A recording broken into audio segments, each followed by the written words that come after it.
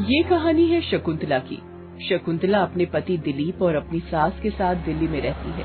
शकुंतला के पति दिलीप की दवाइयों की दुकान थी। उसकी दुकान चलती भी खूब थी। शादी के 4 साल हो गए थे, लेकिन शकुंतला की गोद नहीं भरी थी। इसलिए दिलीप और उसकी माँ किसी न किसी बहाने शकुंतला को ताने दिया करते। शकुंतला बेचारी क्या करती, उनके ताने सुनती और भगवान से प्रार्थना करती। एक दिन भगवान ने उसकी सुन ली। शकुंतला गर्भवती हो गई, लेकिन उसे ये बात तब पता लगी जब वो 3 महीने की गर्भवती थी।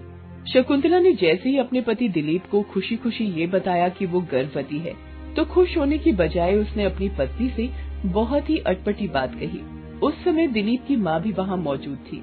देख शकुंतला, है तो ये खुशी की बात कि तू गर्भवती है, लेकिन क्या? लेकिन ये कि तुझे तो पता नहीं है कि तेरे पेट में क्या पल रहा है। मेरा मतलब है कि वो लड़का है या लड़की। उससे क्या फर्क पड़ता है? ये क्या बावली जैसी बातें कर रही है? उससे क्या फर्क पड़ता है? फर्क तो उसी से पड़ता है। असल में दिलीप और उसकी माँ को औलाद तो चाहिए थी, लेकिन वो औलाद लड़के के रूप में उन्हें चाहिए थी। देख शकुंतला, तुझे टेंशन लेने की कोई जरूरत नहीं है, क्योंकि तुझे होगा तो लड़का ही। क्योंकि हमारे खानदान में पहली औलाद सबको लड़का ही हुआ है। वो तो ठीक है, लेकिन लड़का या लड़की तो भगवान के हाथ में है ना। किस दुनिया में रहती है तू? हाँ, अरे सब अपने हाथ में है, लेकिन उसके लिए तुम्हें टेस्ट करवाना होगा। अरे ये हमारा पहला बच्चा है। इतनी मन्नतों के बाद भगवान ने मेरी गोद भरी है और आप लोग ऊल जलूल बातों में लगे हैं। लेकिन ना तो दिलीप ने शकुंतला की बात सुनी और ना ही दिलीप की माँ ने। शकुंतला का टेस्ट करवाया गया और जिस बात का शकुंतला को डर था वही हुआ। उसकी कोख में लड़की थी। दिलीप और उसकी माँ का ये सुनकर मूड खराब हो गया। जब वे घर लौटे तो दिलीप के हाथ में एक दवा थी। उसने वो दवा शकुंतला को दी। क्या है ये? दवा है, खा ले। दवा? किस बात की दवा? बच्चा गिराने की। हमें नहीं चाहिए लड़की, तू इसे खा और खेल खत्म कर। आपका दिमाग खराब है क्या? आप मुझे हत्या करने को कह रहे हैं? बोल नहीं रहा, ऑर्डर दे रहा हूँ, चल फटाफट इसे खा ले। मैं नहीं खाऊंगी, नहीं खाऊंगी, नहीं खाऊंगी। शकुंतला के बार बार मना करने से दिलीप ने उसे खींचकर एक चाटा मारा। वो बेचारी दूर जा गिरी। उसका सिर दीवार से जा लगा और खून बहने लगा। कुछ लोगों को प्यार पसंद नहीं है, उन्हें हर बात में लात चाहिए। तुम्हारे जैसे लोगों के लिए ही शायद वो कहावत बनी है ना, लातों के भूत बातों से नहीं मानते। आप चाहे मेरी जान ले लीजिए, लेकिन मैं अपनी बेटी को नहीं मारूंगी। ये सब सुनकर इस बार दिलीप की माँ का गुस्सा भड़क गया। दिलीप, लगता है ये ऐसे नहीं मानने वाली। इसे निकाल दे, घर से निकाल दे। यहाँ भरपेट खाना मिल रहा है ना, इसलिए इसके बोल ऐसे फूट रहे हैं। जब बाहर भूखी प्यासी भटकेगी ना, तब इसे आटे दाल का भाव पता चलेगा और ये खुद ब खुद उस बच्ची को गिरा देगी। दिलीप ने शकुंतला को घर से निकाल दिया। जिस पत्नी को वो 7 वचन देकर अपने घर लाया था कि उसे हमेशा खुश रखेगा, उसका हमेशा ध्यान रखेगा, उसने न सिर्फ उन वचनों का मजाक उड़ाया बल्कि पति और पत्नी के रिश्ते को शर्मसार कर दिया। गर्भवती शकुंतला को अब कोई आसरा नहीं था। वो बस सड़क पर चली जा रही थी। उसे समझ नहीं आ रहा था कि वो कहाँ जाएगी। अब तो रात भी हो गई थी। एक तो वो गर्भवती थी, दूसरा लगातार चलने के कारण थक भी गई थी। थक हार कर वो एक फ्लाईओवर के नीचे बैठ गई। वहाँ पहले से भी कुछ भिखारी और मजदूर बैठे हुए थे। वो भी वहीं बैठ गई। थोड़ी देर में वो वहीं लेट गई और उसे नींद आ गई। जब उसकी नींद खुली तो सुबह हो चुकी थी। अब तो उसे जोरों की भूख भी लगी थी। उसे समझ नहीं आ रहा था कि वो क्या करे क्या ना करे। उसने अपने पेट पर हाथ रखा और अपनी अजन्मी बेटी से बात करने लगी। तुझे भूख लगी है? तू चिंता मत कर, तेरी माँ है ना, तुझे भूखा नहीं रहने देगी। मैं कुछ न कुछ खाने को लेकर आती हूँ। ये कहकर शकुंतला खड़ी हुई। वो सामने के ट्रैफिक सिग्नल पर गई। उस समय रेड लाइट हो चुकी थी, इसलिए कई गाड़ियाँ वहाँ खड़ी थी। वो एक लाल कार के पास गई और उसे अपनी साड़ी के पल्लू से पोंछने लगी। गाड़ी वाले ने जब उसे ऐसा करते देखा तो उससे कहा, ए, क्या कर रही है तू? चल भाग यहाँ से। साहब, आपकी गाड़ी में बहुत धूल जम गई है, उसे पूछ रही हूँ। बदले में 2 पैसे दे दीजिएगा साहब, 2 रोटी खा लूंगी। ये क्या जबरदस्ती है? हाँ, मुझे नहीं करवानी अपनी गाड़ी साफ। दूर हटो मेरी गाड़ी से। सुबह से शाम हो गई। भूखी प्यासी शकुंतला 2 रोटी की आस में ट्रैफिक के पास खड़ी गाड़ियों को साफ करने का असफल प्रयास करती रही। लेकिन ना तो किसी ने उससे अपनी गाड़ी साफ करवाई और ना ही उसकी झोली में किसी ने 1 रुपए भी डाले। भूख और प्यास से उसका बुरा हाल हो गया था। उसे अपने से ज्यादा अब उस बच्ची की चिंता हो रही थी जो उसके गर्भ में थी। कल से कुछ नहीं खाया है, ऐसे भूखी रहूंगी तो मेरी प्यारी सी बच्ची पर बहुत बुरा असर पड़ेगा। हे ईश्वर, तू तो कम से कम मदद कर। तेरी ही मर्जी से ये बच्ची आई है ना, कुछ तो दया दिखा ईश्वर, कुछ तो दया दिखा। वो ये सोच उसकी नजर कुछ दूरी पर स्थित एक मंदिर पर गई। वहाँ बहुत भीड़ थी। वो भी वहाँ पहुँच गई। वहाँ जाकर उसने देखा कि कुछ भक्त लोगों ने भंडारे का आयोजन किया था। वहाँ लोगों को पूरी सब्जी खिलाई जा रही थी। वो बेचारी भी लोगों की लाइन में खड़ी हो गई। बहुत देर खड़ा रहने के बाद उसकी बारी आई। उसने अपनी प्लेट में पूरी सब्जी ली और खड़ी खड़ी ही खाने लगी। उसे बहुत जोरों की भूख लगी थी, इसलिए उसने जल्दी जल्दी सब खा लिया। लेकिन उसकी भूख अब भी नहीं मिटी थी। वो और खाना चाहती थी, इसलिए फिर से लाइन में लग गई। बहुत देर बाद उसकी बारी आई। उसने भरपेट खाना खाया और फिर से उसी फ्लाईओवर के नीचे सोने आ गई जहाँ कल वो सोई थी। अब तो सो जा बेटी, आज माँ ने बहुत देर भूखा रखा ना तुम्हें। देख, अपनी माँ से नाराज मत होना तू। शकुंतला सोने की तैयारी तो कर रही थी, लेकिन उसे पता था कि कल का दिन फिर नई चुनौती लेकर आएगा और सबसे बड़ी चुनौती होगी भूख। अब हर दिन तो भंडारा होगा नहीं जहाँ जाकर वो अपनी भूख मिटा ले। अगले दिन उसने कुछ और काम की तलाश शुरू कर दी, लेकिन कोई भी उसे काम देने को तैयार नहीं हुआ। पूरा दिन उसका काम की तलाश में निकल गया। बीच में उसे जब भी भूख लगी, उसे जो भी पास में नल दिखा वहाँ उसने पानी पी लिया। कब तक मैं इस मासूम को पानी पिलाती रहूंगी? वो भी तो बेचारी मेरी तरह भूखी है। काश पानी पीकर गुजारा चलता तो कितना अच्छा होता। शाम को जब वो थकी हारी सड़क पर चली जा रही थी तो उसकी नजर एक नई बनती हुई बिल्डिंग पर गई। वहाँ कई सारे मजदूर काम कर रहे थे। उसने ठेकेदार से अपने लिए काम मांगा। ठेकेदार ने उसे ईंट ढोने का काम दे दिया। गर्भवती शकुंतला अपनी बच्ची के लिए ईंट ढोने जैसा मुश्किल काम भी उस हालत में करने को तैयार हो गई।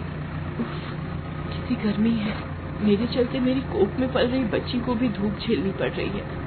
एक दिन जब वो अपने माथे पर ईंट लेकर जा रही थी तो उसे चक्कर आ गया और वो वहीं गिर गई। सभी उसे लेकर अस्पताल गए। वहाँ डॉक्टर ने साफ कह दिया कि इस हालत में अगर वो काम करेगी तो उसकी और उसकी बच्ची दोनों की जान को खतरा है। उसका काम छूट गया। एक बार फिर से उसके सामने भूखे रहने की समस्या आ गई।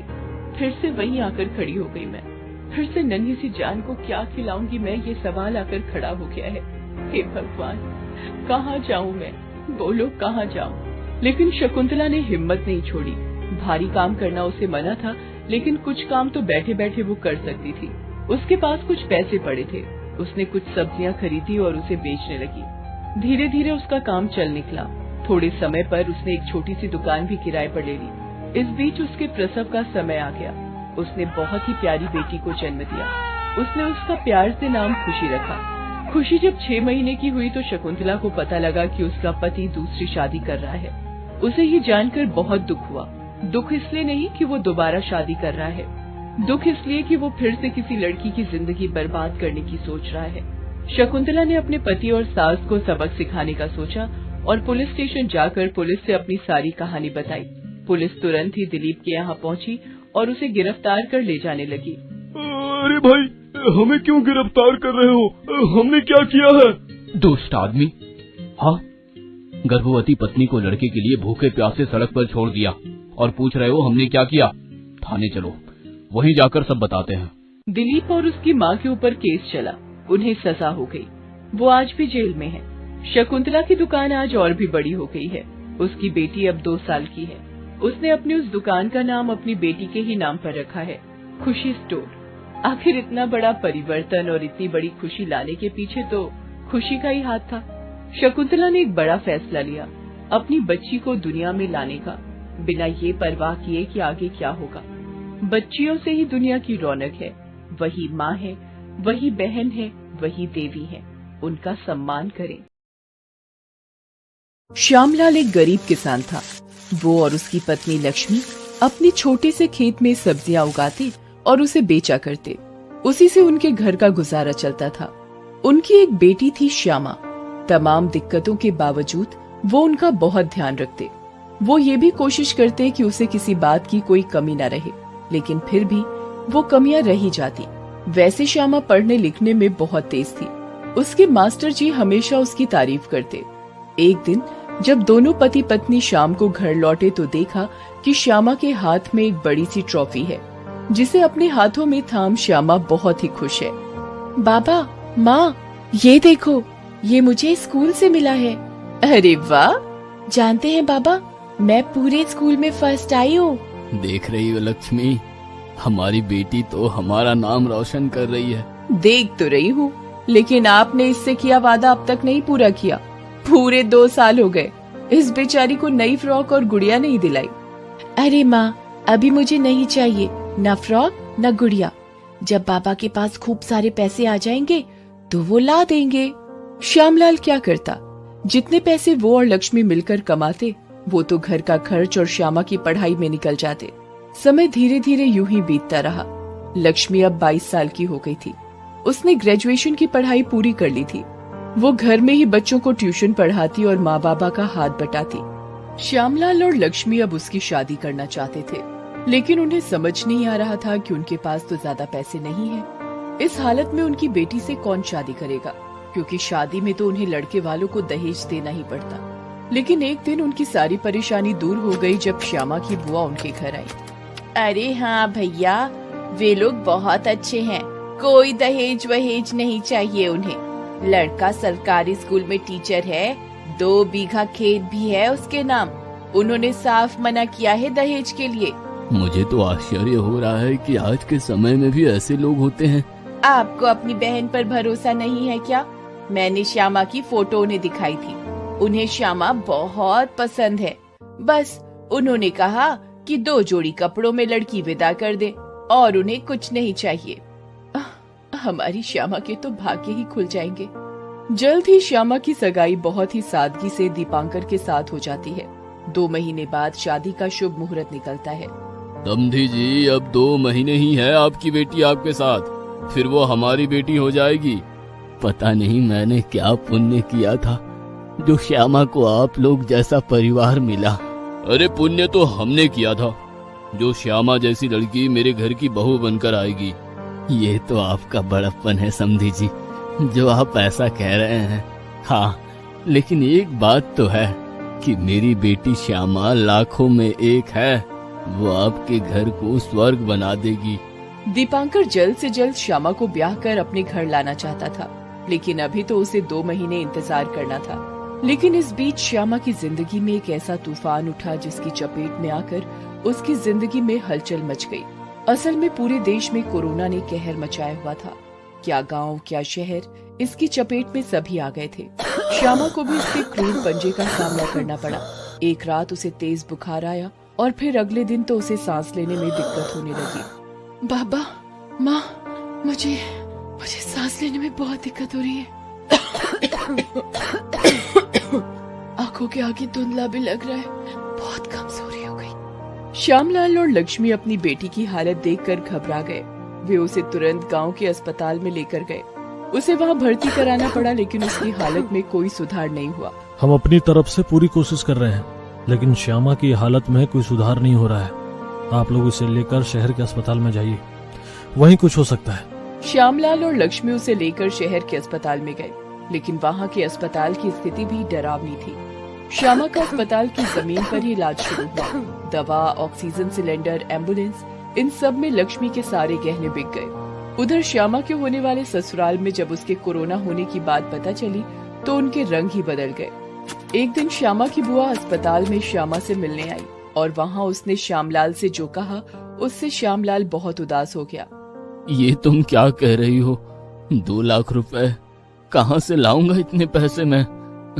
तुमने तो कहा था कि उन्हें दहेज नहीं चाहिए। सगाई वाले दिन भी उन लोगों ने इस बारे में कोई चर्चा नहीं की। अब अचानक उन्हें क्या हो गया? वही तो मेरी समझ में नहीं आ रहा है। हमने तो कुछ पैसे और गहने रखे थे श्यामा की शादी के लिए, लेकिन वो सारे श्यामा के इलाज में चले गए।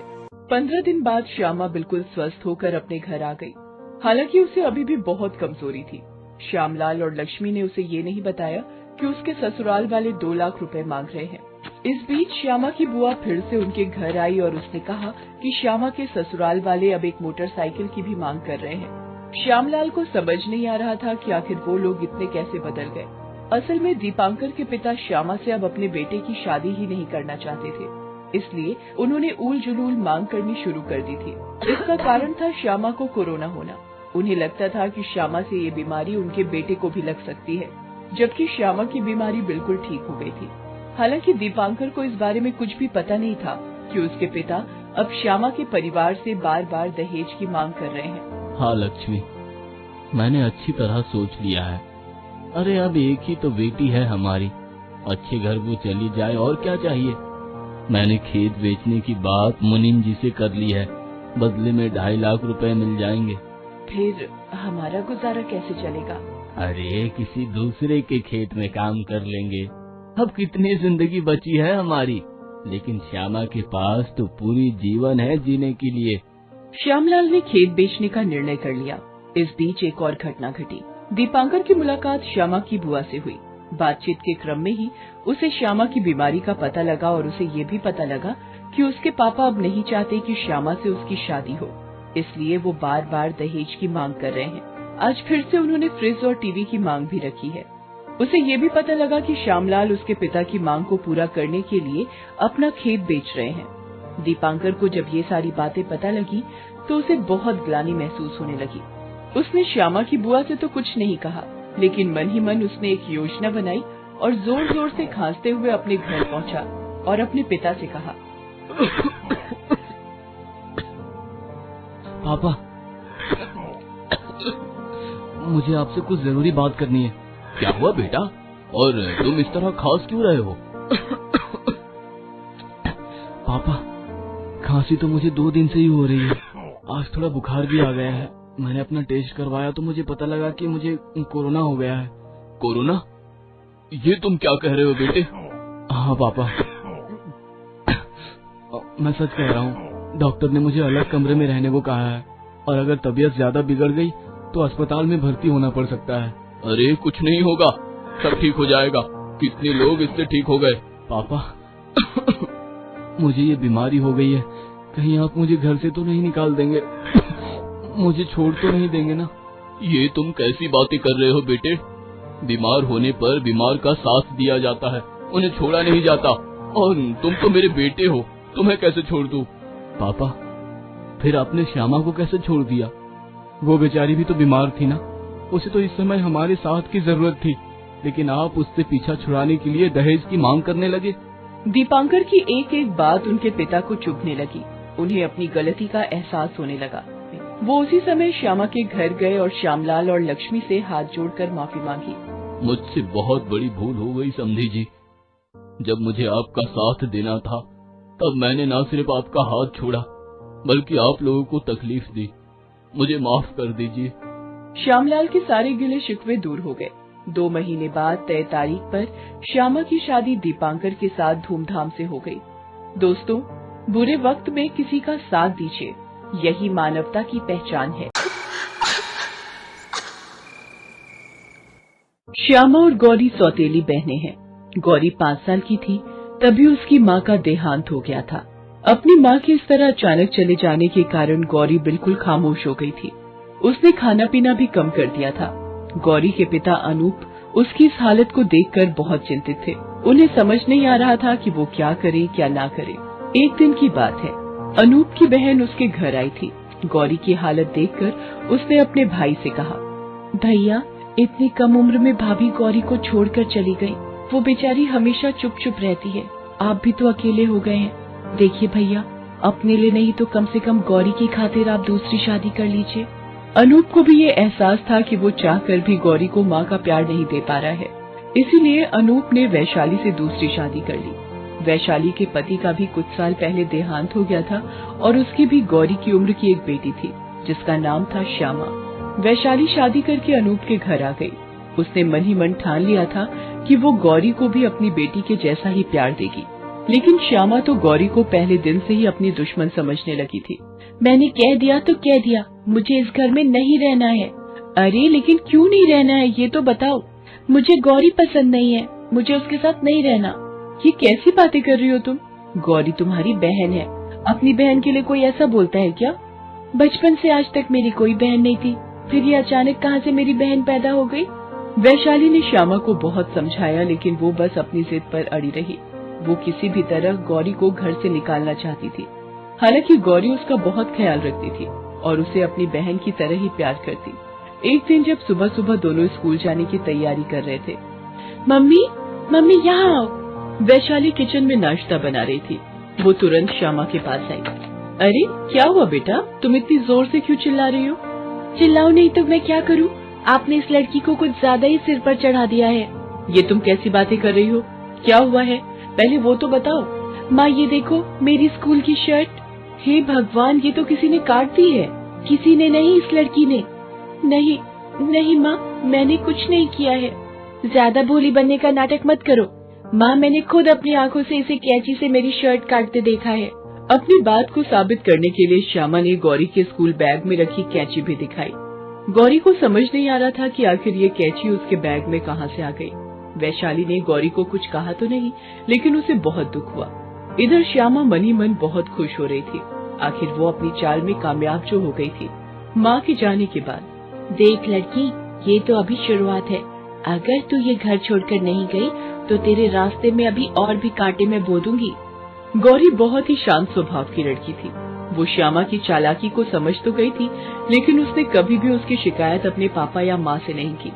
गौरी पढ़ने लिखने में भी बहुत होशियार थी और अपनी क्लास में हमेशा फर्स्ट आती थी। श्यामा को गौरी की इस बात से भी बहुत चिढ़ थी। एक दिन की बात है, इंग्लिश की मैडम ने सभी बच्चों को होमवर्क दे रखा था। इंग्लिश की मैडम बहुत स्ट्रिक्ट थी और कोई उनका होमवर्क करके नहीं आता तो वो उसे बहुत डांटती थी। कल तो मैडम की क्लास में मजा आ जाएगा। गौरी ने अपना होमवर्क अच्छे से कर लिया था और रात को खाना खाकर सो गई थी। उसके सोने के बाद श्यामा गौरी के बैग से उसकी इंग्लिश की कॉपी निकालती है और उसे खिड़की से बाहर फेंक देती है। अगले दिन, आशा है आप सभी होमवर्क करके आए होंगे। जी मैडम। ठीक है, सभी लोग अपनी इंग्लिश की कॉपी डेस्क पर निकाल लीजिए। सभी बच्चे अपनी अपनी इंग्लिश की कॉपी निकालने लगते हैं। श्यामा क्लास में बैठी तिरछी नजरों से गौरी को देखती है। गौरी बेचारी अपना स्कूल बैग पूरा खोज मारती है, लेकिन उसकी कॉपी तो उसमें थी ही नहीं। उसे देखकर मैडम उससे बोलती है, क्या बात है गौरी, तुम इतनी परेशान क्यों लग रही हो? मैम वो क्या हुआ? ये वो क्या लगा रखा है? मैम मेरी इंग्लिश की कॉपी नहीं मिल रही है। कल रात को मैंने आपका होमवर्क करके बैग में ही रखा था। गौरी, तुम पढ़ने में बहुत अच्छी हो, लेकिन इस तरह झूठ बोलकर तुम अपनी लापरवाही पर पर्दा नहीं डाल सकती। जरूर तुमने अपना होमवर्क नहीं किया होगा। मैडम उसे ये बोल ही रही थी कि श्यामा अपनी सीट पर खड़ी हुई और उसने मैडम से कहा, मैम गौरी झूठ बोल रही है। कल रात तो ये बहुत जल्दी सो गई थी, लेकिन मैंने पहले अपना होमवर्क खत्म किया तब मैं सोई। क्यों गौरी, श्यामा सही कह रही है ना? गौरी ने कुछ नहीं कहा और अपना सिर झुका लिया। हालांकि मैडम ने उसे ज्यादा डांटा नहीं, लेकिन आगे से ऐसी गलती न करने की बात उससे कही। श्यामा तो चाहती थी कि मैडम गौरी को बहुत डांटे, लेकिन ऐसा नहीं हुआ। लेकिन जो भी हुआ उससे गौरी की इमेज तो जरूर डाउन हो गई। आगे भी श्यामा ने अपनी शैतानी जारी रखी। कभी वो गौरी की कॉपी फाड़ देती, कभी उसकी कॉपी पर कलर डाल देती, कभी स्कूल जाने के वक्त उसके जूते छिपा देती, तो कभी स्कूल में अपनी सहेलियों के सामने उसका मजाक उड़ाती। एक बार गौरी की तबीयत बहुत खराब हो गई। उसे तेज बुखार आ गया था। तुम्हें तो बहुत ही तेज बुखार है बेटा। हाँ माँ, सिर में भी दर्द है। ये लो बेटा, अभी ये टैबलेट खा लो। वैशाली जब गौरी को दवा दे रही थी तो श्यामा ने देख लिया। नाटक नाटक नाटक, ये लड़की नाटक करने में एक्सपर्ट है। बस किसी तरह इसे मम्मी की सहानुभूति लेनी है और उनको बेवकूफ बनाना है। मैं सब समझती हूँ, लेकिन इसे पता नहीं मैं कौन हूँ। वैशाली ने कुछ और दवाइयाँ टेबल पर रखी और गौरी को कहा कि 2 घंटे बाद वो दवाइयाँ उसे खानी है। फिर वो काम करने चली गई। उनके जाने के बाद श्यामा ने वो दवाइयाँ ली और उसे डस्टबिन में डाल दिया। 3-4 घंटे बाद वैशाली जब गौरी के कमरे में गई तो उसका सिर अभी भी दर्द कर रहा था। अरे, अभी भी दर्द है सिर में? तुमने वो दवाइयाँ नहीं ली थी क्या? माँ, कौन सी दवाइयाँ? अरे, जो मैं तुम्हारे सिरहाने रख कर गई थी और कहा था कि इसे 2 घंटे बाद खा लेना। माँ, आपने कहा तो था, लेकिन वो दवाइयाँ तो मुझे मिली ही नहीं। वो ये बातें कर ही रही थी कि श्यामा कमरे में आई और अपनी माँ से कहा, माँ, आप जो दवाइयाँ ढूंढ रही हैं वो तो डस्टबिन में पड़ी हैं। डस्टबिन में? हाँ, गौरी ने तो उसे वहाँ डाला था। असल में माँ, ये जल्दी ठीक ही नहीं होना चाहती। इसे घर में रहना ज्यादा अच्छा लगता है। वैशाली ने उसकी बात का कोई भी जवाब नहीं दिया, लेकिन उसे भी बहुत बुरा लगा था। उसने तय कर लिया कि अब तो बहुत हो गया, आज वो अनूप से उसकी शिकायत जरूर करेगी। गुस्से में उसने कोई दूसरी दवा भी गौरी को नहीं दी। गौरी का सिर दर्द बढ़ता ही गया। उसे फिर से बुखार भी आ गया था। वो बेचारी कमरे में रोई जा रही थी। अचानक उसे लगा कि उसकी पीठ पर किसी ने हाथ रखा है। उसने मुड़कर देखा तो उसे उसके पास उसकी माँ बैठी नजर आई। माँ, तुम क्यों चली गई? मुझे छोड़कर क्यों चली गई? मुझे तुम्हारे पास आना है, मुझे भी ले चलो ना अपने साथ माँ। ये कहकर वो अपनी माँ के गले लग जाती है और अपनी माँ को छूने की कोशिश करती है, लेकिन ये क्या, माँ तो वहाँ थी ही नहीं। हाँ, लेकिन माँ के जाने के बाद उसके सिर का दर्द बिल्कुल गायब हो गया था और उसका बुखार भी उतर गया था। इस घटना के 1 सप्ताह बाद की बात है। गौरी शाम को स्कूल से अकेली लौट रही थी। श्यामा कभी भी उसके साथ नहीं लौटती, वो अपनी सहेलियों के साथ रहती। गौरी अपने में ही खोई आगे चली जा रही थी, तभी उसे पुष्पा अपनी ओर भागकर आती दिखाई दी। उसके पास आकर पुष्पा रुक गई। गौरी, गौरी, श्यामा, क्या हुआ श्यामा को? श्यामा को 5 कुत्तों ने घेर रखा है, वो उस पर भौंके ही जा रहे हैं। गौरी भागकर श्यामा के पास पहुंची। वो बेचारी जोर जोर से रोई जा रही थी। उसे चारों ओर से कुत्तों ने घेर रखा था। उन कुत्तों में एक पागल कुत्ता भी था। वो बार बार अपने दांत दिखाते हुए श्यामा पर भौंक रहा था। अचानक उसने श्यामा पर छलांग लगा दी, लेकिन वो उसे कुछ कर पाता उसके पहले ही गौरी ने उसे पकड़ लिया और उससे अकेले ही भिड़ गई। श्यामा, तू भाग, भाग यहाँ से, मैं इसे देखती हूँ। श्यामा वहाँ से भाग गई। गौरी बेचारी उस कुत्ते से अकेले ही जूझती रही। उस कुत्ते ने उसे पूरी तरह लहूलुहान कर दिया था। वो तो भला हो कुछ लोगों का जिन्होंने म्यूनिसिपैलिटी वालों को फोन किया और वो कुत्ते को पकड़ कर ले गए, नहीं तो पता नहीं क्या अनर्थ हो जाता। गौरी को अस्पताल ले जाया गया। 48 घंटे तो वो बेचारी बेहोश रही। उसके पापा और उसकी माँ तो उसके लिए दुआ कर ही रहे थे। श्यामा भी बार बार ईश्वर से कह रही थी कि वो उसकी बहन को ठीक कर दे। सभी की दुआ कबूल हुई। गौरी को होश आ गया। श्यामा सबसे पहले भागती हुई उसके पास गई और उसे गले लगाते हुए कहा, मुझे माफ कर दे बहन, मैंने तेरे साथ क्या क्या नहीं किया, लेकिन तूने तो मेरी जान बचाने के लिए अपनी जान खतरे में डाल दी। अरे तू मेरी बहन है, तुझे कुछ मैं कैसे होने देती। कुछ दिनों बाद गौरी घर आ गई। श्यामा ने अपनी माँ से सब कुछ सच सच बता दिया कि उसने गौरी को कितना सताया है। उसने उन सब बातों के लिए माफी भी मांगी। सभी ने उसे माफ कर दिया था। उसके बाद वो खुशी खुशी रहने लगी। ये कहानी है श्याम दयाल की। श्याम दयाल गांव के ही पोस्ट ऑफिस में डाकिया हैं। हर दिन अपनी साइकिल पर सवार होकर अपनी थैली में ना जाने कितने घरों के लिए खुशी या गम लेकर वो निकल जाते हैं। पिछले कई सालों से ये सिलसिला चल रहा है। श्याम दयाल की गांव में बहुत इज्जत है। हर कोई उन्हें सम्मान देता है। नंदलाल जी, ओ नंदलाल जी। नंदलाल जी दरवाजा खोलते हैं। अरे राम राम श्याम दयाल जी, आज क्या लाए हैं अपने झोले में हमारे लिए? श्याम दयाल जी अपने हाथ में पकड़े लिफाफे को देखते हुए कहते हैं, सरकारी ऑफिस से लिफाफा आया है। वो ये बातें कर ही रहे थे कि नंदलाल जी का बेटा श्याम वहाँ आ गया। उसने उन दोनों की बातचीत सुन ली थी। उसने श्याम दयाल जी के हाथों से लिफाफा लिया और उसे खोलकर पढ़ने लगा। पढ़ते पढ़ते उसके चेहरे पर चमक आ गई। वो खुशी से उछल पड़ा। बाबूजी, रेलवे में मेरी नौकरी फाइनल हो गई है। इस महीने की 27 तारीख को मुझे ज्वाइन करना है। ये सुनकर नंदलाल और श्यामलाल बहुत खुश होते हैं। नंदलाल जी श्याम दयाल जी को रुकने के लिए कहते हैं ताकि वो उनका मुंह मीठा करा सके। अरे नहीं नंदलाल जी, आज नहीं, फिर किसी और दिन। अभी बहुत काम है, बहुत जगह पर चिट्ठियाँ डालनी है। ये कहकर श्याम दयाल जी अपनी साइकिल पर सवार होकर किसी दूसरे पते की ओर निकल गए। श्याम दयाल की 2 सबसे बड़ी खूबी है। एक तो उनकी ईमानदारी और दूसरा उनका पढ़ने लिखने का शौक। उन्हें जो मिलता है, जहाँ भी मिलता है, वो पढ़ने लगते हैं। कई बार तो जमीन पर गिरा पेपर भी उठाकर वो पढ़ने लगते हैं। लेकिन पिछले कई दिनों से श्यामलाल जी बहुत परेशान हैं। वो अपनी परेशानी लोगों में जाहिर नहीं होने देते, लेकिन हर बार उन्हें डॉक्टर की वो बात याद आती है जो कुछ दिनों पहले डॉक्टर ने उनसे कहा था, और वही सोचकर उनका दिल बैठ जाता है। कोई तो उपाय होगा डॉक्टर साहब। देखिए श्याम दयाल जी, मैंने कहा ना, ये एक ऐसी बीमारी है जो लाखों लोगों में से किसी एक को होती है। लेकिन ये बीमारी मेरी बेटी को ही क्यों हुई? मैंने क्या बिगाड़ा था किसी का? आप धीरज रखिए और सच्चाई का सामना करिए। वैसे मैंने कहा ना, ये बीमारी लाइलाज नहीं है। बड़े अस्पताल में ऑपरेशन के बाद ये बीमारी पूरी तरह ठीक हो जाएगी। उसमें पैसे कितने खर्च होंगे डॉक्टर साहब? 50 लाख।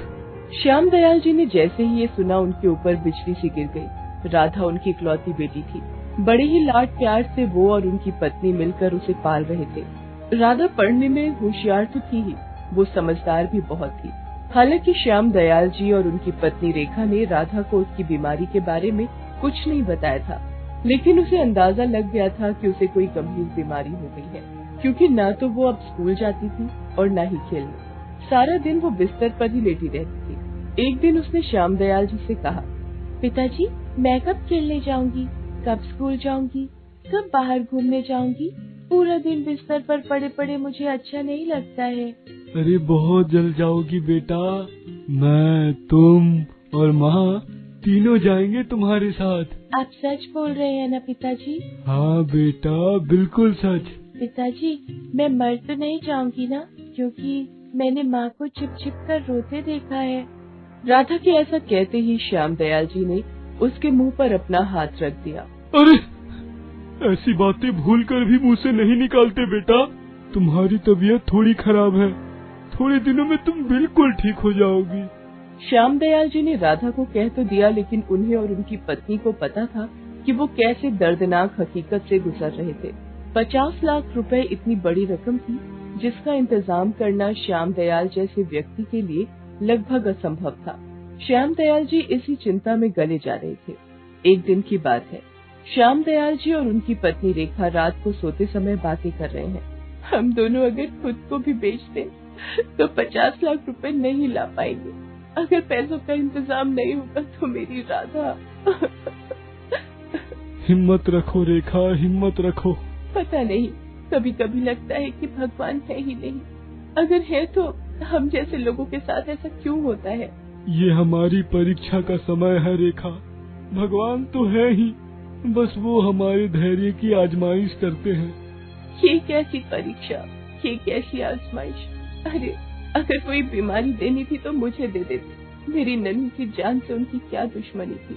श्याम दयाल जी अपनी पत्नी की बात का क्या जवाब देते? वो चुप रहे। उनके साथ दिक्कत ये थी कि वो रो भी नहीं सकते थे।